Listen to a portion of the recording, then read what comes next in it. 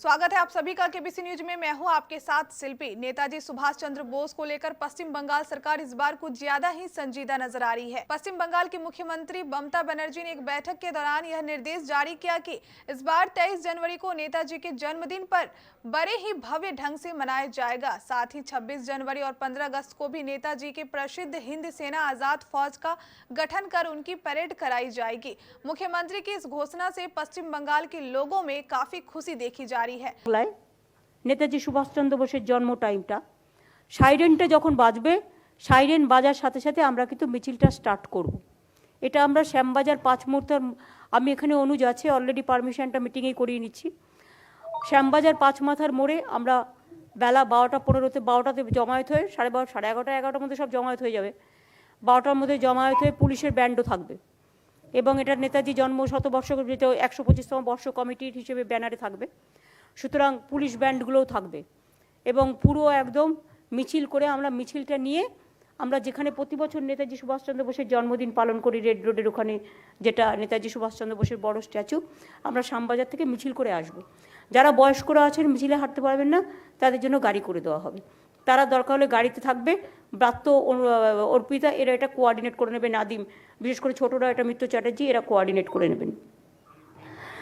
আমি একমত সব থাকবে পুলিশের সব আছে পুলিশ এবং ওয়েস্ট বেঙ্গল পুলিশের অনেকগুলো থাকবে ওদের 10-12টা থাকবে ওদের সবটাই আছে।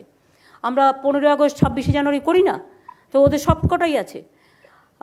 নাদিমরাও এটা যোগাযোগ করে করবে মিত্র চ্যাটার্জি সকলে। দুই হচ্ছে যে আমরা বেলা 12টা 15 যেই হবে আমাদের সারা বাংলার প্রতিটা মানুষের কাছে সারা ভারতবর্ষের প্রতিটা মানুষের কাছে এবং সারা বিশ্বে আমাদের যারা ইন্ডিয়ানরা আছেন তাদের সকলের কাছে এনআরআই বাঙালিদের কাছেও বলবো ঠিক 12টা 15 ভারতবর্ষের টাইমে আপনারা দয়া করে বাড়িতে শঙ্খ বাজাবেন। কেউ শঙ্খ বাজাবেন কেউ উলুধ্বনি করবেন কেউ বা মুসলিম ভাই বোনেরা তারা আজানের ধ্বনি তাদের টাইম মতো তারা করেন বা তারা একটা কিছু করবেন যেটা আর কি সবাই মিলেই করব আমরা সব কমিউনিটিকে নিয়ে। এরপর হচ্ছে আমাদের 26 জানুয়ারি ট্যাবলোতে নেতাজি সুভাষচন্দ্র বোসের ট্যাবলো মাস্ট এবং আজাদ হিন্দ বাহিনীর নামে কলকাতা পুলিশ একটা ব্যান্ড সেদিন করবে এবং ট্যাবলোতে থাকবে। তেমনি আগামী 15ই আগস্ট আমরা যেটা স্বাধীনতা দিবস প্যারেড উদযাপন করি এবারের প্যারেডটা আমরা উদযাপন করব টোটাল নেতাজি সুভাষচন্দ্র বোসকে ডেডিকেট করে। টোটাল প্যারেডটাই 15ই আগস্টের থাকবে নেতাজি সুভাষচন্দ্র বোসকে ডেডিকেট করে। আমার মনে হয় ছোটদের জন্য ইয়াং জেনারেশনের জন্য যেটা রুদ্র দ্বারা বলছেন বারবার অভিজিৎদা বলেছেন সবাই বলেছেন অমিতদা থেকে শুরু করে ইয়াংদের আমাদের অ্যাট্রাক্ট করতেই হবে। অনেকে জানেই না যেমন আমি জানি কৃষ্ণাদি যেমন লিখেছেন আমার কতগুলো শিশুদের নিয়ে বই আছে সেই বইগুলোতে লেখা আছে দেশের নেতা কেমন হয় করেন। শরীর ঠিক আছে বচ্চন সিং সরল এসছেন আছে বিবেক গুপ্তা নাদিমুল হক নাদিমটা দেখতেই পাচ্ছি হ্যাঁ শীর্ষেন্দুদা হ্যাঁ আমি আছি ও শীর্ষেন্দুদা তো ওখানে আছে ওখানে দেখতে পাচ্ছি হ্যাঁ আলাপন বন্দ্যোপাধ্যায় এইচ.কে দ্বিবেদী মনোজ পন্থ মনীষ জৈন শান্তনু বোস সুরজিৎ পুরকায়স্থ ওদিকে আমাদের শ্রী বীরেন্দ্রজি অনুজ শর্মা জ্ঞানবন্ত সিং আর বাদবাকি হ্যাঁ শীর্ষেন্দুদের নাম সব এখানেই ছিল সমস্ত। প্রফেসর শুভাশঙ্কর সরকার নমস্কার ম্যাডাম নমস্কার আমি আছি হ্যাঁ মোহাম্মদীর নাম তো আমি আগেই বলেছি। আলাপন আমি চিফ সেক্রেটারিকে অনুরোধ করবো মিটিংটা স্টার্ট করতে।